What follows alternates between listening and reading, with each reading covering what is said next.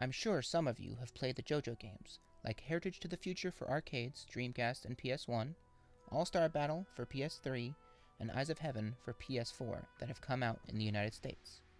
But what you might not know is that there was a game that was actually planned for release in the US and potentially Europe as early as October 2002 for the PS2, called Oigan no Kaze, otherwise known as Jojo's Bizarre Adventure.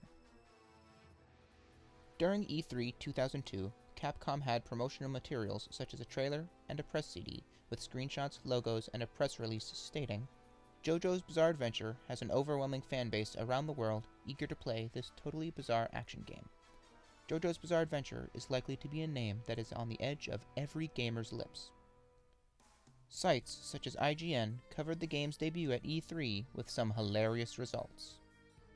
One review of the Japanese release was quite standard, praising its faithfulness to the source material, its cel-shaded 3D graphics, and its bizarre story, stating that the game is a must-buy for fans of the manga, never mind how few they may be in this country, and that Capcom had slated a release later that year in 2002.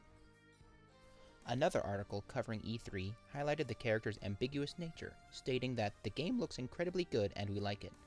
The demo footage showed off sexy female characters, one of whom licked a male character's face, and several of them pose and walk with a strikingly sexy style.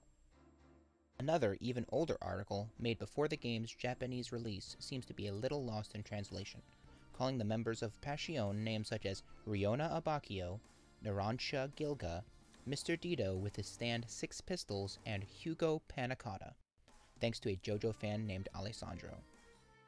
Rumors are that the game was cancelled due to copyright disputes, more specifically with Prince and the name Gold Experience. This seems highly probable due to Prince's history with litigation, but as of now it remains unconfirmed. If no legal action was actually taken by Prince, perhaps they just wanted to play it safe. Old forum posts debated on what could have possibly happened to the game, whether it had been cancelled or not. One user discussed the display at E3, others discussed its appearance in magazines and on retail websites, and one user even tried to claim that Capcom somehow transformed it into Beautiful Joe because it looked almost exactly the same.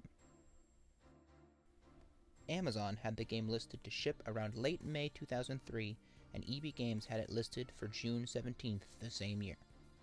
After that, an English version of the game was all but forgotten. Until now. Along with JoJo's Colored Adventure team, we're releasing a fan translation of this game. All of the in-game text is completely translated by the team that brought you the revamped manga translation, in color and black and white, available for the first time in 15 years. Later in the week, I will post a tutorial on how to apply the patch to an ISO of the Japanese release, so if you want to play it early, be prepared.